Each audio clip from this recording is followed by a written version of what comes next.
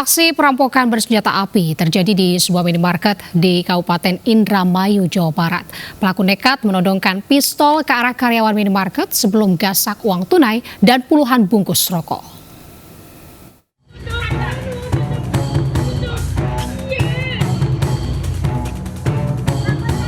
Sebuah potongan gambar rekaman kamera pengawas memperlihatkan seorang pria nekat merampok sebuah minimarket dengan menodongkan senjata api ke pegawai di Desa Gabus Kulon, Kecamatan Gabus Wetan, Kabupaten Indramayu. Aksi perampokan ini membuat sejumlah pegawai perempuan trauma ketakutan. Kejadian berawal saat minimarket dalam kondisi sepi. Pelaku beraksi seorang diri, masuk tanpa melepas helm dan penutup wajah. Tiba-tiba menodongkan pistol dan meminta seluruh karyawan untuk tiarap. Dalam sekejap, pelaku berhasil menggasak uang senilai Rp1.800.000, uang elektronik senilai Rp500.000 dan 39 rokok yang terpampang di etalase. Polisi pun langsung menggelar olah kejadian dan memeriksa rekaman CCTV. Main HP di kasiran, lagi lihat-lihat grup juga buat laporan. Nah, terus habis itu tiba-tiba pelakunya satu. Ada teman-temannya nggak sih, Bang? Nggak ada, sendiri, Pak. Sendiri benar-benar. Ada ancaman gitu nggak? Enggak, ya ancamannya cuma suruh tiarap-tiarap aja. Nodong pisaunya itu ditodongin. Ciri-cirinya orangnya tinggi, kurus, hitam, dan menggunakan sepeda motor warna abu-abu merek Scoopy. Ada ancaman kekerasan nggak, Pak? Ancaman kekerasannya untuk sementara hanya menodongkan senjata saja, disuruh diem dan disuruh mengeluarkan uang yang ada di laci kasir. Kasus perampokan kini ditangani unit Reskrim Polsek Gabus Wetan dan Satreskrim Polres Indramayu. Dari Indramayu, Jawa Barat, Toy Iskandar, Ayus melaporkan. Pemirsa, polisi terus mendalami kasus kematian putra Angger Dimas dan Tamara Tiasmara, Raden Anante Khalif, dengan dugaan dibunuh oleh teman dekat ibu korban di kolam renang Tirta Mas Duren Sawit, Jakarta Timur. Polisi juga melakukan olah TKP di lokasi pada Minggu kemarin.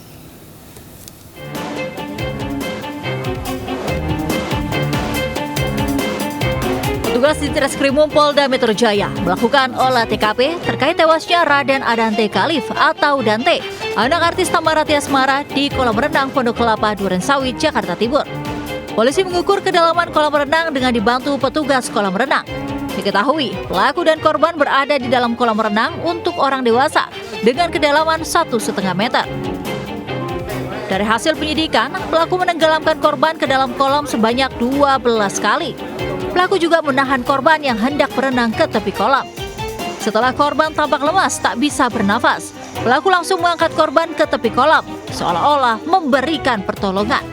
Namun dari keterangan saksi pada saat diangkat ke tepi kolam, korban diketahui sudah tidak bernafas. Tersangka melihat ke arah kanan dan kiri, memastikan tidak ada orang yang melihat, lalu kemudian membenamkan korban ke dalam kolam sebanyak 12 kali. Tim dokter forensik Rumah Sakit Polri Kramat Jati juga memastikan penyebab tewasnya Raden Anante Khalif karena tenggelam dan tidak menemukan tanda-tanda kekerasan di sekujur tubuh korban. Kemudian hasil pemeriksaan otopsinya juga didukung kami temukan tumbuhan air dalam sumsum tulang dan organ hatinya. Sementara kami menyimpulkan bahwa kondisi korban sesuai dengan korban meninggal akibat tenggelam atau masuknya air ke dalam saluran pernafasan. Kasus kematian Dante memang sudah menemui titik terang. Namun, sudah lebih dari 2 pekan kasus ini bergulir, polisi belum juga menemukan motif kekasih Tamara Tiasmara ini membunuh Dante. Dari Jakarta, Rio Manik, Rizky Paluvi, Ayus melaporkan.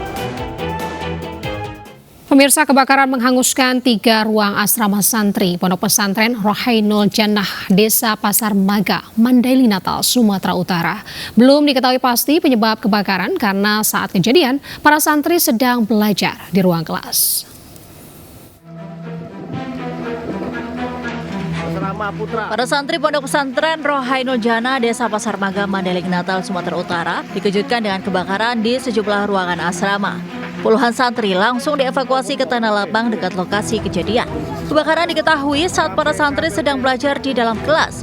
Puluhan santri sontak terkejut karena baru mengetahui setelah api membesar. Api meludeskan 3 ruangan asrama.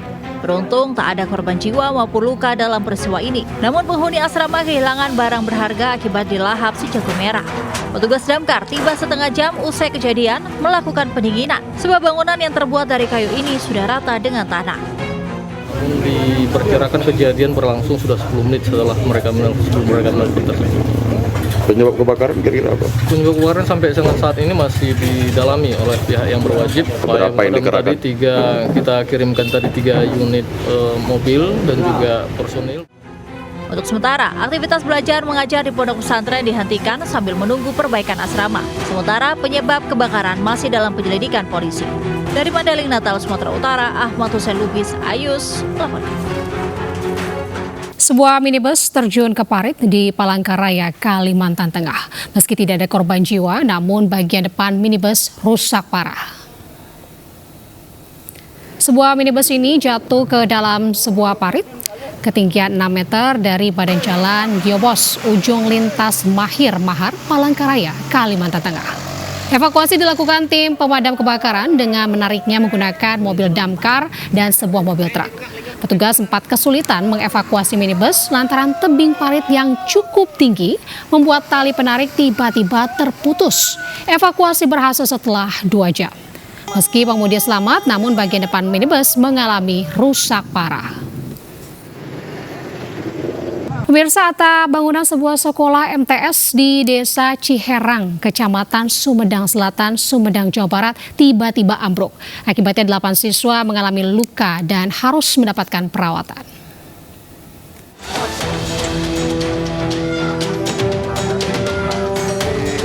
Warga langsung berusaha mengevakuasi beberapa siswa yang tertimpa atap sekolah MTS Al Munawwaroh di Desa Ciherang, Kecamatan Sumedang Selatan, Sumedang, Jawa Barat yang roboh. Warga menyusuri reruntuhan untuk menyelamatkan para korban. Akibat kejadian itu, 8 siswa dilarikan Rumah Sakit Umum Daerah Sumedang untuk diberikan perawatan. Para siswa kebanyakan menderita luka akibat reruntuhan atap sekolah. Sebelumnya, insiden robohnya atap bangunan sekolah ini terjadi pada saat kegiatan belajar mengajar berlangsung. Atap yang roboh pun menimpa sejumlah siswa yang tengah belajar di 2 kelas. Mengakibatkan anak-anak sekolah pada saat itu ada di dalam kelas, satu kelas ada 19 dan satu kelas lagi ada 6 orang dan satu guru atau 2 guru yang sedang mengajar. Akibat dari peristiwa tersebut terjadi luka. Pihak kepolisian masih melakukan penyelidikan terkait insiden tersebut yang tiba-tiba ambruk, padahal tidak ada hujan deras maupun angin kencang. Dari Sumedang, Jawa Barat, Beben Ayus melaporkan. Ke informasi selanjutnya, banjir merendam jalur masuk tol Kertajati, Majalengka, Jawa Barat pada Senin pagi. Sejumlah kendaraan mogok saat memaksa melintas genangan banjir.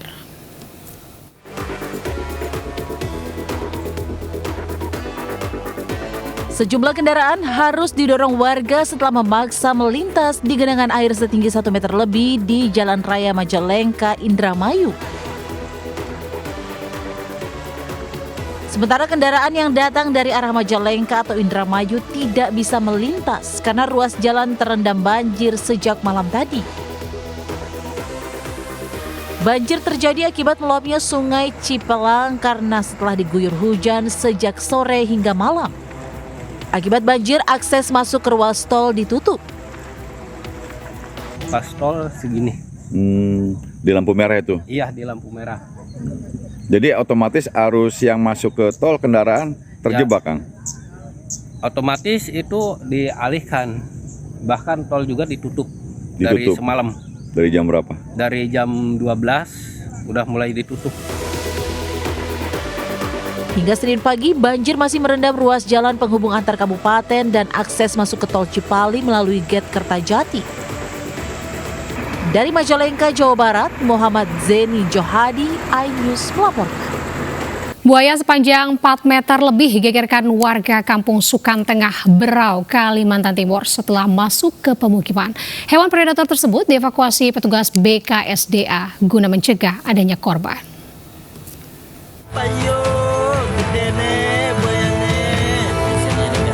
Buaya air asin berukuran 4 meter lebih menghebohkan warga Kampung Sukan Tengah, Kecamatan Sambaliung, Kabupaten Berau, Kalimantan Timur pada Senin siang. Buaya tersebut masuk permukiman warga melalui aliran parit yang terhubung dengan anak sungai. Diduga buaya besar ini terperangkap ke pemukiman warga usai mengejar seekor anjing.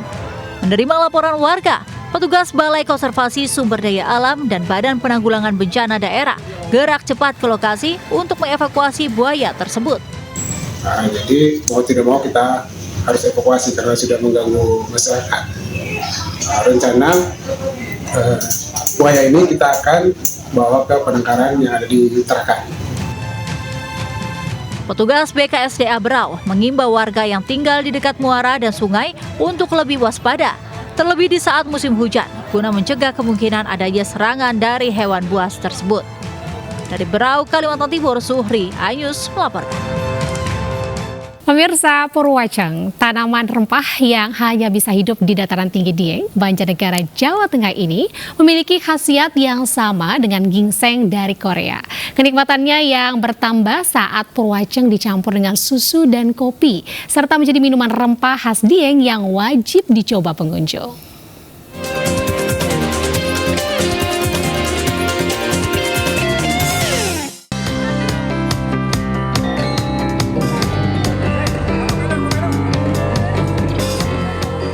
Menu yang hangat-hangat dan menyehatkan selalu diburu.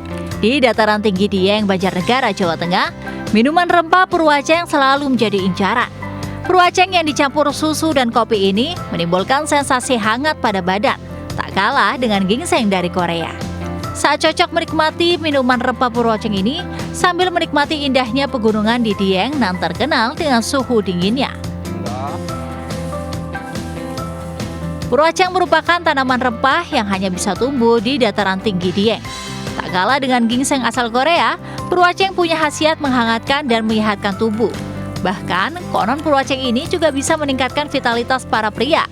Biasanya, Purwacang dicampur dalam kopi dan susu. Perpaduan kopi, susu, dan Purwacang ini menimbulkan sensasi hangat pada tubuh, sangat cocok untuk melawan hawa dingin.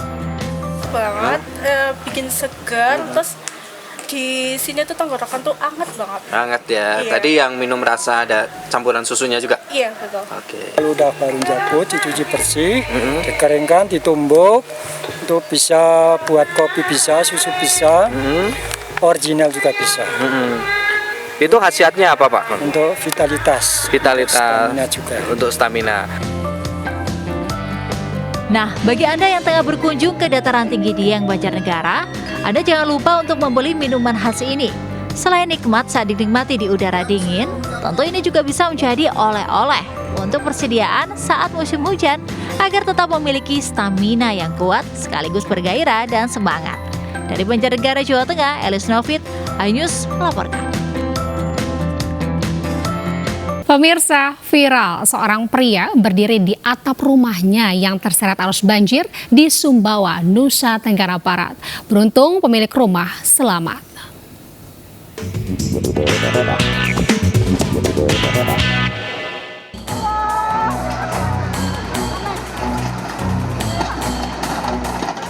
Dari video viral, warga histeris saat melihat seorang pria mencoba menyelamatkan diri dari sebuah rumah yang terseret arus banjir di RT 01 RW 02 Kelurahan Bugis, Sumbawa Besar, Nusa Tenggara Barat.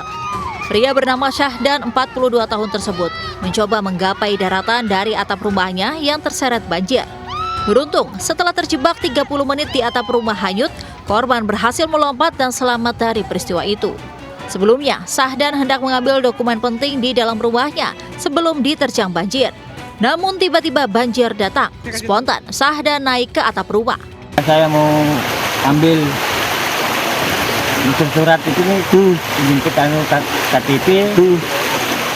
Saya dengar suara bambu siapa yang rumah di sana ditabrak. Saya enggak lepas, saya naik ke atap rumah. 30 menit di atap rumah ini. Merasa rumah itu udah goyang nih, mau dibawa, saya pindah terus lompat ke rumah mertua. Rumahnya sudah dibawa di luar. Akibat luapan Sungai Brangbiji, banjir menerjang 6 kelurahan di Kecamatan Sumbawa pada Jumat lalu. 4 rumah warga hanyut terbawa banjir. Dari Kabupaten Sumbawa, Topan Iswandi, iNews melaporkan. Pemirsa, terendam banjir hingga ketinggian 2 meter lebih. Proses pencoblosan pemilu 2024 di 9 desa Kecamatan Karanganyar, Demak, Jawa Tengah diundur. Pemungutan suara susulan akan dilaksanakan setelah banjir surut.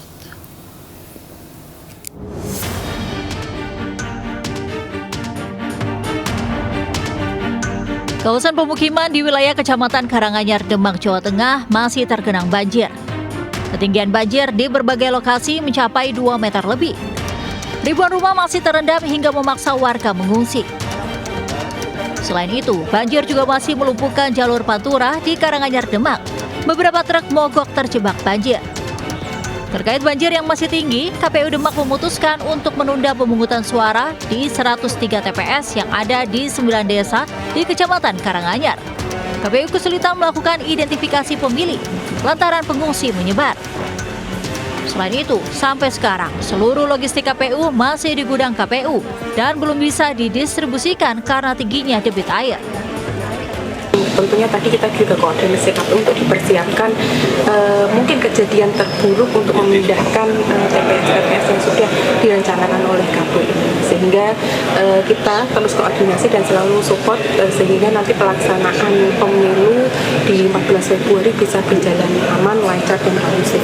Ada 9 desa yang memang terdampak banjir secara langsung dan itu tidak memungkinkan untuk dilakukan pemungutan dan penghitungan suara pada tanggal 14 Februari 2024 karena posisi pengungsi itu kan tercerai-berai. Pemungutan suara susulan akan dilaksanakan setelah banjir surut dan warga sudah pulang dari lokasi pengungsian. Banjir merendam sedikitnya 18 desa di Kecamatan Karanganyar dan Gajah. Sementara 20.772 warga terpaksa mengungsi di pengungsian.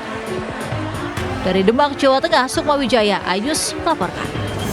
Puluhan petugas pengawas tempat pemungutan suara atau PTPS dikerobohkan beserta keluarganya keracunan dan harus dilarikan ke puskesmas. Diduga mereka mengalami keracunan setelah menyantap nasi kotak usai kegiatan apel persiapan pengawasan pemilu.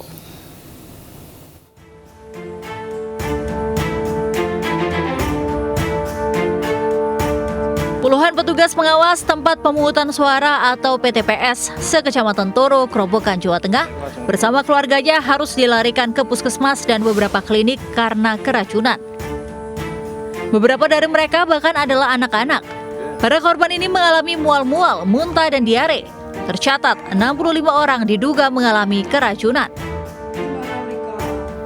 Para korban diduga mereka mengalami keracunan setelah menyantap nasi kotak yang dibagikan pada kegiatan apel kedua siaga pemilu di kantor Panwas Kecamatan Toro.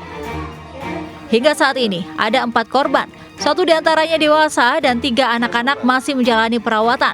Sementara korban lainnya sudah diperbolehkan pulang. Habis makan katanya itu Pak, nggak makan yang lainnya enggak. Terus ajar jam 3 udah mulai perutnya sakit. Badan Pengawas Pemilu Grobogan, Jawa Tengah berjanji akan bertanggung jawab atas musibah ini.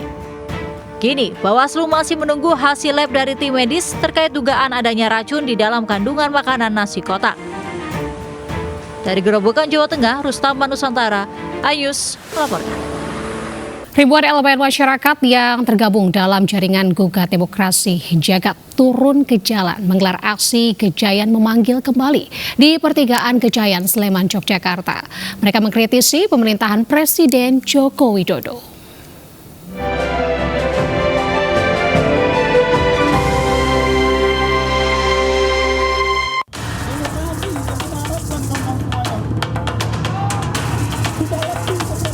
Ribuan warga Yogyakarta melakukan long march dari Bundaran UGM menuju Pertigaan Gejayan, Kota Yogyakarta untuk menyampaikan aspirasi memprotes mundurnya demokrasi Indonesia. Massa kemudian berkumpul dan menggelar orasi di Pertigaan Gejayan yang juga dikenal sebagai Pertigaan Kolombo. Aksi yang bertajuk Gejayan memanggil kembali ini diikuti oleh perwakilan universitas seperti UGM, UNY, UII, serta beberapa perguruan tinggi lain di Yogyakarta. Dalam aksi ini, para pengunjuk rasa menyuarakan 11 tuntutan, di antaranya revisi Undang-Undang Pemilu dan Partai Pemilu oleh Badan Independen. Mereka juga menduga adanya dugaan kecurangan proses pemilu 2024 di era pemerintahan Jokowi. Mereka menuntut permintaan maaf kepada para intelektual dan budayawan yang mendukung politik dinasti. Gimana caranya Jokowi itu netral, kawan-kawan? Meskipun dia bilang netral, apakah yakin Jokowi hari ini akan netral, kawan-kawan? Kenapa? Karena ada Gibran. Aksi ribuan mahasiswa dan masyarakat Yogyakarta itu berlangsung tertib. Namun Jalan Solo sempat ditutup karena banyaknya massa. Dari Yogyakarta, Galih Wisma melaporkan. Sementara itu pemirsa, sejumlah pemuda yang tergabung dalam gerakan aksi pemakzulan Presiden berunjuk rasa di depan gedung DPR Jakarta. Mereka menuntut agar Presiden Joko Widodo dimakzulkan karena dianggap menyalahgunakan kekuasaan. Sementara massa yang menolak pemakzulan Presiden RI berunjuk rasa di Bundaran Patung Tani mendesak stop berita hoaks lawan pemilu curang dan stop money politik.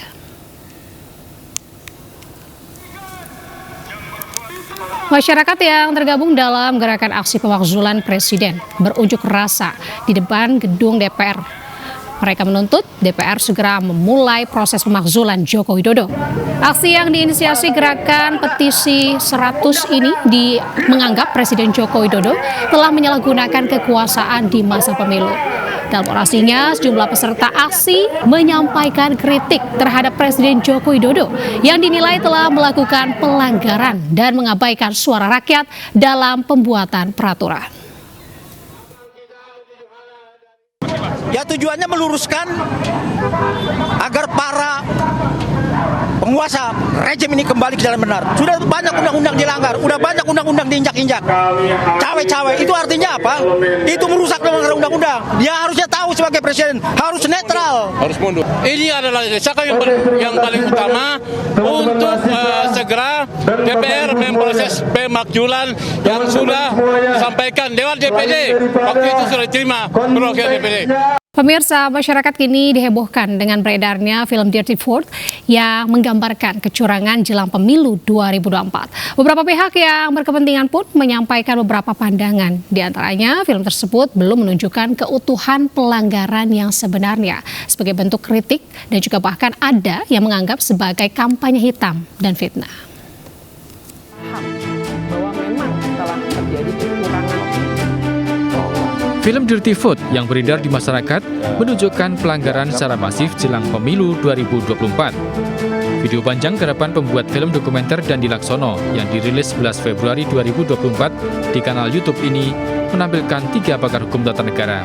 Beberapa kecurangan dalam film tersebut diantaranya operasi pemenangan pasangan calon tertentu, seperti pengerahan pejabat kepala daerah, pembagian bansos, hingga putusan Mahkamah Konstitusi yang memungkinkan Gibran ikut Pilpres 2024. Wakil Presiden ke-10 dan 12, Yusuf Kala, yang tergabung dalam koalisi paslon nomor urut 1, Anies Baswedan Muhaimin Iskandar menyebut film tersebut merupakan sebuah kebenaran, namun hanya menggambarkan 25% dari fakta sebenarnya yang terjadi di lapangan. Film itu tidak masih ringan dibanding kenyataan yang ada di dewasa itu. Masih tidak semuanya, mungkin baru 25%. Karena tidak mencakup apa yang kejadian di daerah-daerah, apa yang kejadian di kampung-kampung, apa yang kejadian bagaimana bansos diterima orang, bagaimana datang petugas-petugas mempengaruhi orang, bagaimana. Sementara itu, Ketua Umum Partai Golkar yang juga Menko Bidang Perekonomian Erlangga Hartarto menilai film Dirty Fourth merupakan bentuk kampanye hitam untuk pasangan calon Presiden Prabowo Subianto dan Wakil Presiden Gibran Raka Buming Raka. Terlebih, film dirilis bertepatan memasuki masa tenang kampanye pemilu 2024. Saya rasa sih pemilu kan sudah berjalan dengan aman, tertib, dan berjalan dengan lancar. Jadi tidak perlu dibuat dibuat keruh. Jadi dan ini adalah kita negara demokrasi terbesar sesudah US dan India. Jadi ya kita dorong aja pemilu sesuai dengan mekanisme yang ada. dan kita tetap optimis jangan ada pemilu yang diganggu oleh hal-hal semacam itu. Sementara juru bicara Tim Pemenangan Nasional Ganjar Mahfud, Tommy Arianto, mengapresiasi dirilisnya film Dirty Foot karena menampilkan 3 tokoh pakar hukum tata negara yang mempunyai reputasi baik sebagai akademisi yang kritis. Film tersebut merupakan kritik yang baik untuk kemajuan demokrasi di Indonesia.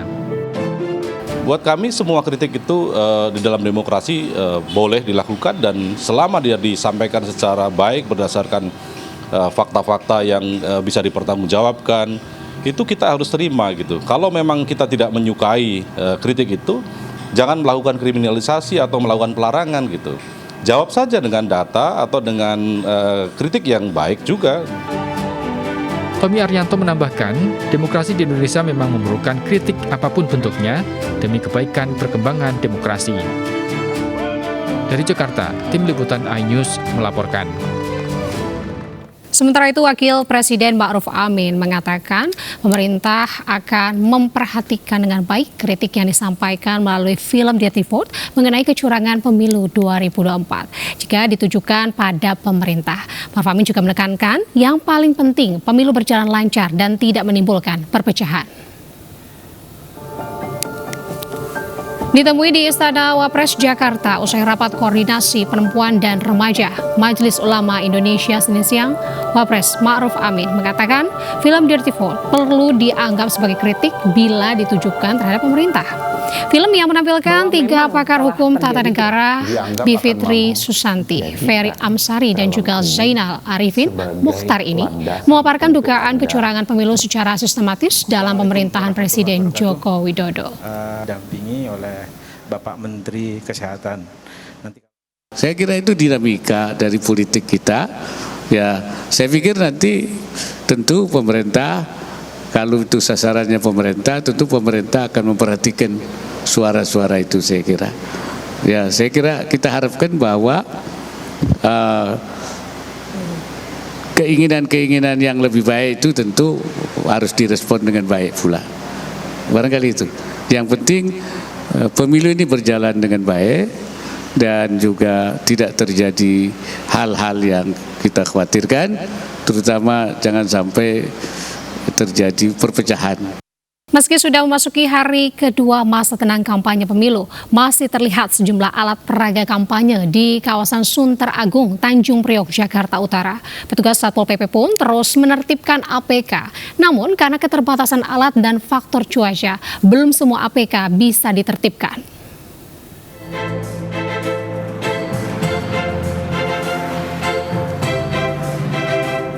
Memasuki hari kedua masa tenang pemilu, sejumlah alat peraga kampanye masih terpasang di beberapa lokasi kawasan Sunter Agung, Tanjung Priok, Jakarta Utara. APK terpasang di beberapa titik, seperti gapura gang rumah warga, serta spanduk di depan warung. Pemilik warung mengatakan akan menurunkan spanduk APK pada siang hari. Ia juga menggunakan beberapa APK untuk dijadikan alas meja warungnya. Mau diturunin nanti siang ini doang yang belum diturunin, orangnya lagi tidur. Oh gitu, tapi kalau dari pihak kelurahan atau KPP ada kesini nggak? Ada kan udah dicopotin sih, tinggal ke sepanjang jalan. Tapi yang punya ibu nggak dicopot atau gimana? Ini nanti mau dicopot siang, tapi orangnya masih tidur. Masih tidur ya Bu ya? APK calon legislatif juga masih terlihat di Jalan Danau Sunter Barat, Kelurahan Sunter Agung, Tanjung Priok, Jakarta Utara pada Senin siang. Petugas Satpol PP dari Kelurahan Sunter Agung terus melakukan penertiban APK di masa hari tenang pemilu. Namun, karena keterbatasan alat dan cuaca, belum semua APK bisa ditertibkan. Pasti banyak kendala ya, termasuk kayak alat peraga yang diikat dengan kawat, kita butuh tang potong, atau seperti saat ini hujan turun, itu juga menjadi kendala anggota kita di lapangan. KPU telah menetapkan waktu 3 hari masa tenang kampanye pemilu 2024. Selama masa tenang, tidak boleh ada kegiatan kampanye maupun alat peraga kampanye di sebuah wilayah hingga hari pencoblosan tanggal 14 Februari. Dari Jakarta, Sofian Firdaus, iNews melaporkan. Pemirsa, masa tenang kampanye pemilu 2024 di Kota Bekasi, Jawa Barat dinodai perilaku kotor calon anggota legislatif yang melakukan kecurangan dengan menjalankan dugaan tindak money politik. Beredar sejumlah video aksi bagi-bagi uang senilai Rp100.000 hingga Rp150.000 di dalam amplop disertai sebuah kertas bergambar foto caleg menyerupai kertas suara berwarna kuning.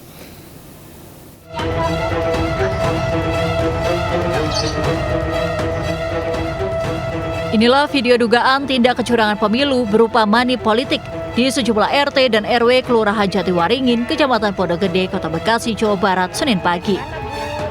Sekelompok tim sukses dari calon anggota legislatif DPR RI dari sebuah partai mendatangi pemukiman warga secara door-to-door, kemudian memberikan amplop berisi uang antara Rp100.000 hingga Rp150.000 ke warga. Tim sukses tersebut juga menekan warga untuk mencoblos calon anggota legislatif DPR RI nomor urut 1 serta DPRD Kota Bekasi nomor urut 1. Ada berapa? Sekitar 7 orang. Oh, 7 orang? 7 orang lah. Tim-timnya dia dari RT sini ada sekitar 4 orang. Dia langsung ngebagi atau? Langsung ngebagi. Oh, ngebagi. Jelasin nomor 1. Oh. Nah, jadi sistemnya dia dipanggilin, beberapa orang ada yang dipanggilin, jadi dibagi amplop sama ada satu kertas kecil, kertas suara yang diperkecil. Nah, itu dia menjelaskan bahwa nanti tanggal 14 pilih ini ya.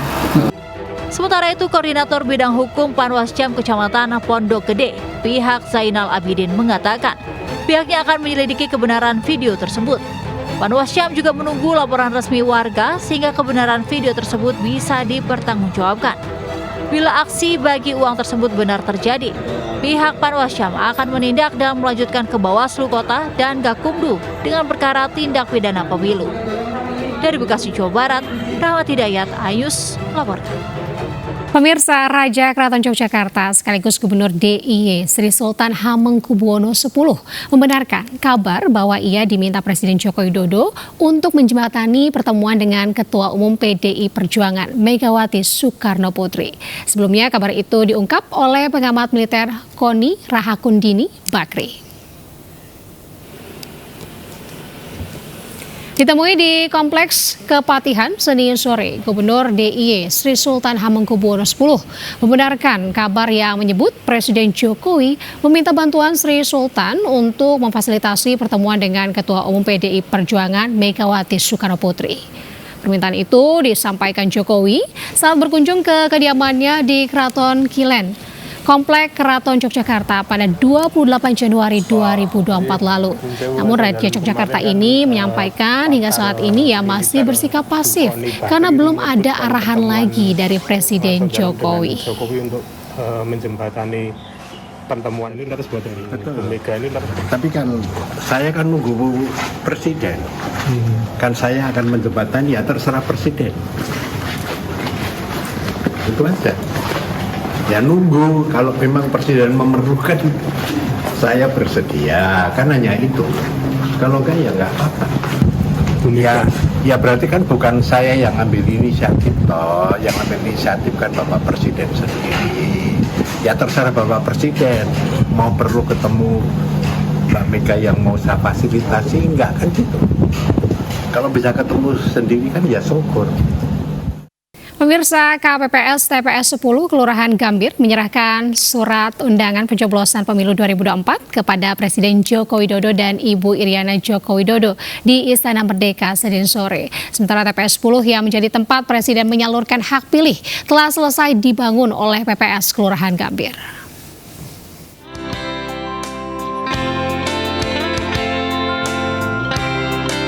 Ketua dan seorang anggota kelompok penyelenggara pemungutan suara KPPS TPS 10 Kelurahan Gambir menyerahkan surat undangan pencoblosan pemilu 2024 kepada Presiden Joko Widodo di Istana Merdeka Senin sore. Kedatangan ketua dan anggota KPPS ini diterima langsung oleh Presiden Joko Widodo.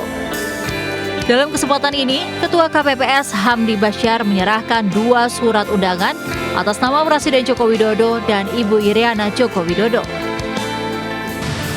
Bapak Presiden, Bapak Jokowi, insya Allah katanya berkenan hadir. Dan Bapak juga menyampaikan pesan agar KPPS di mana saja di Republik ini, di seluruh Nusantara, agar bekerja dengan jujur adil, tegas, cermat, agar berlangsung pemilu yang jujur, adil, dan ya karena pesta demokrasi ya Bapak ya. Jadi agar masyarakat Indonesia ini menikmati pesta demokrasi tersebut. Sementara tempat pemungutan suara TPS 10, tempat Presiden Jokowi dan Ibu Iriana Jokowi menyalurkan hak pilihnya pada 14 Februari 2024 nanti, pembangunannya telah selesai dilakukan oleh PPS Kelurahan Gambir. Pihak lain membantu menyiapkan sejumlah perangkat pendukung seperti kursi, meja, dan papan tulis. Pihak PPS Kecamatan Gambir juga telah berkoordinasi dengan Pas Pampres, polisi, dan Satpol PP untuk membantu melakukan pengamanan saat hari pencoblosan nanti. Di TPS 10 ini, terdapat 120 daftar pemilih tetap yang direncanakan akan menyalurkan hak pilihnya untuk ikut menentukan presiden dan wakil presiden pada Pilpres 2024. Dari Jakarta, Ranison Sanjaya, Ayus melaporkan. Pemirsa, para WNI di sejumlah negara di luar negeri telah lebih dahulu mengikuti pemilu 2024 dan di Malaysia, pemirsa, para WNI antusias menyoblos hingga antrean membludak di gedung WTC. Sementara WNI juga menggunakan hak suaranya di Jepang dan Amerika.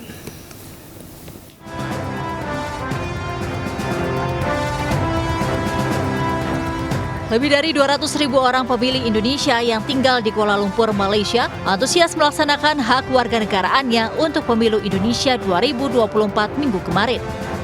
Antrian pemilih sempat membludak di TPS terpusat di gedung World Trade Center WTC Kuala Lumpur. Untuk atasi antrian picu ketegangan, PPLN Malaysia menambahkan jumlah meja pendaftaran dan memajukan jadwal pemungutan suara untuk daftar pemilih khusus. Pemungutan suara pada pemilu juga telah dilakukan para WNI yang berada di Tokyo, Jepang, yang berpusat di Sekolah Republik Indonesia Tokyo Street. Pemberian hak suara dilakukan melalui keberadaan tempat pemungutan suara dan melalui surat pos. Pemilu serentak di 6 TPS di Amerika Serikat juga berjalan lancar. WNI antusias menggunakan hak suaranya, termasuk artis Cinta Laura yang memilih di New York. Tentunya aku sangat anti golput karena aku merasa bahwa suara kita itu sangat kuat dan benar-benar bisa berkontribusi terhadap perubahan di masa depan. Oleh karena itu sudah sebulan lebih pada saat itu di Jakarta kita langsung komunikasi dengan KJRI di New York supaya semuanya lancar saat tiba di sini dan bisa ikut nyoblos. Meski pemilu telah dimulai di beberapa negara ini, namun perhitungan hasil pemungutan suara di luar negeri nantinya akan tetap dilakukan serentak 14 Februari. Melihat kecurangan dalam pemilu, ayo laporkan lewat Indonesia Memilih, sebuah ajakan untuk mengawal pemilu 2024 oleh iNews TV. Kamu bisa menjadi jurnalis warga untuk memantau pemilu yang jurdil dan bersih. Lalu bagaimana cara melaporkannya? Cukup dengan merekam dan membagikan postingan dugaan kecurangan yang kamu lihat di akun media sosial kamu. Kemudian gunakan hashtag Kawal Indonesia Memilih dan tag atau mention akun medsos iNews TV di Instagram @official_iNews_TV dan akun X @official_iNews_ dan Facebook @official_iNews. Ayo laporkan kecurangan pemilu.